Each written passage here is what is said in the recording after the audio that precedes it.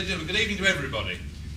Extraordinary, isn't it? I mean, here's this by-election that is catching national headlines, and yet the only party that's putting on public meetings, and this is the second one that we've done, is the UK Independence Party.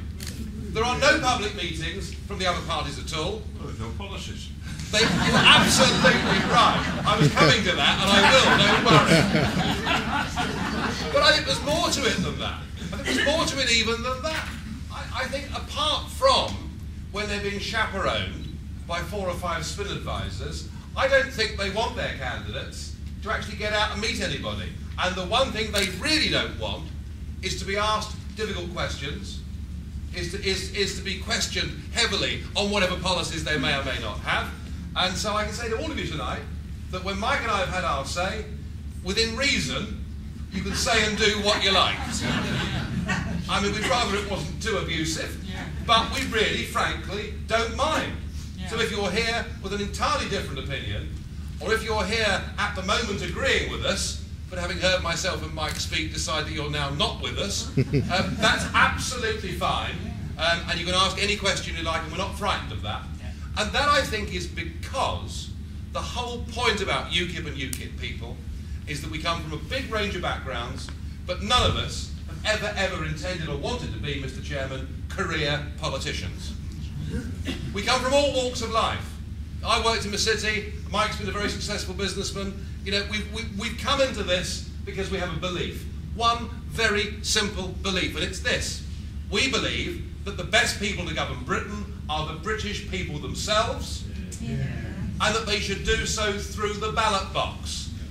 So that even if we get a rotten government, and goodness me, you know,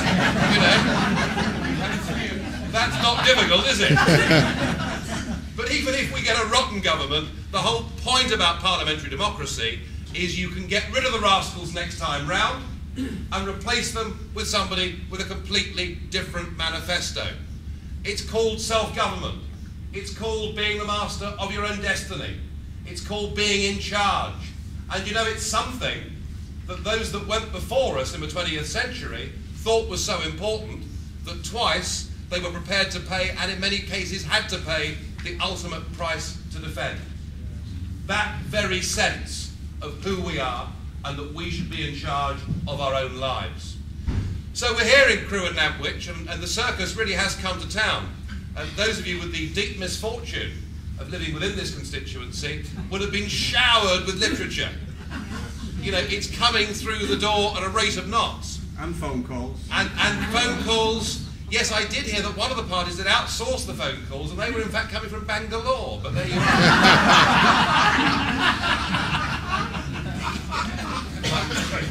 Well, we do live in a global trading environment. But it's extraordinary, and the two machines, the Labour and Conservative machines, they're putting massive effort into this. It is huge. The one memory I shall have from my brief time here, whatever happens on Thursday, but a delightful memory was out leafleting this morning around a council estate area to see Sir Peter Tapsell, the poshest MP in the House of Commons, out knocking on doors, going around a council estate. I thought, well, crikey, they really are taking this pretty seriously. Whether the people on the doorsteps took Sir Peter seriously, I don't know. So Sir Peter was out there, and hundreds of Tory MPs and Labour MPs are out there, and they're trying very hard. And in the centre of Crewe today, there was Channel 4 News, there was BBC, Uncle Tom Cobley and all. So it really is a big circus here in Crewe and Nantwich, and the country is looking on at this result on Thursday as if it is the acid test. The acid test for Gordon Brown's spectacularly successful premiership of the country. If it hadn't been for the fact that the chap had ratted and reneged on his promise to give us a referendum on this constitutional treaty, one could almost, on a human level, begin to feel sorry for him. I did say almost.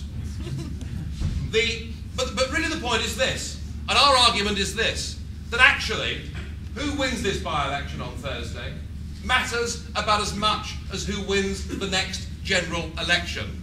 That is to say, not really very much at all. You know, if you look at these two parties, it's New Labour and it's Blue Labour. You frankly cannot put a cigarette paper between them on the big issues of policy that affect this country today. They are virtually identical, and they're playing up minor differences. But when it comes to tax, when it comes to education, when it comes to law and order, there's almost no difference at all.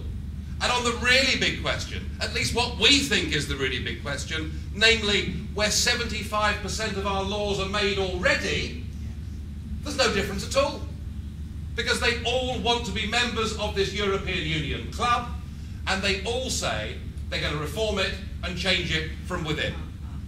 Well, you know, every single British Prime Minister and every single opposition leader in every single general election since 1973 has said that he or she, if they're elected, will go to Brussels and will be able to secure a better deal for Britain. But it's not happening, is it?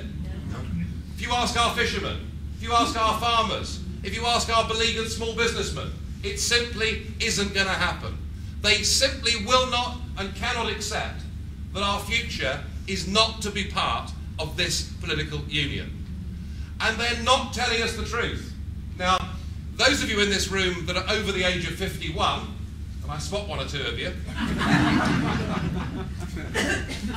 had the opportunity, including the candidate, of course, but never mind.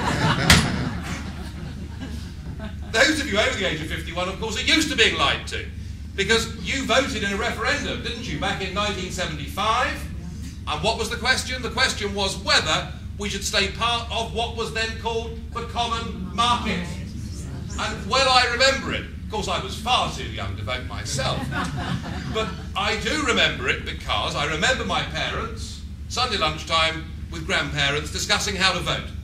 And my father was working on a stock exchange, my mother had worked on a stock exchange, and both of them thought that the idea that we extended the domestic marketplace from 55 million people to 250 million people was a good and sensible trading idea. And both my parents voted for it because it was all about trade, wasn't it? Yes.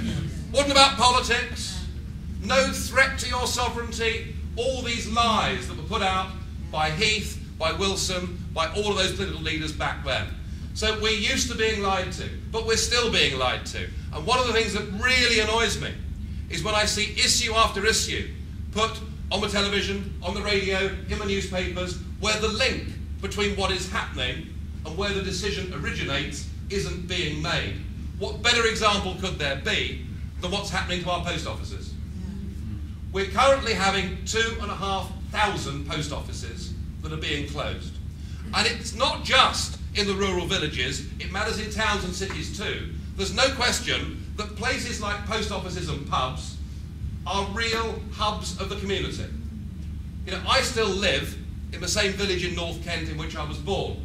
It's a small village, population about 800 people. 3 years ago, our post office closed. It's killed the village. Because the very fact that I would stop and buy a newspaper on the way to the station, you'd meet people, you'd see people, you'd talk to people, it gave you a sense of community. So post offices matter at every level. And yet why are we now closing 2,500 post offices? Well, firstly, because there was an EU directive that said that anything that was parcel size or bigger could no longer be under the monopoly control of our post offices. So what it meant was that the really profitable bits of the business, they had to compete with Deutsche Post and everybody else, and what they were left with was the unprofitable part of the business, though the part of the business that we've all valued since 1840, namely that we can send each other a letter, and whether it's from Nantwich to Crewe or from Nantwich to the Shetland Islands, it costs the same amount, doesn't it? The universal postal service. We have had, since 1840, without question, the best universal postal service in the world. Unparalleled, unchallenged. But when you take away from that body their profitability and leave them with the bit that actually probably costs rather more to do, but provides a fantastic public service, what happens?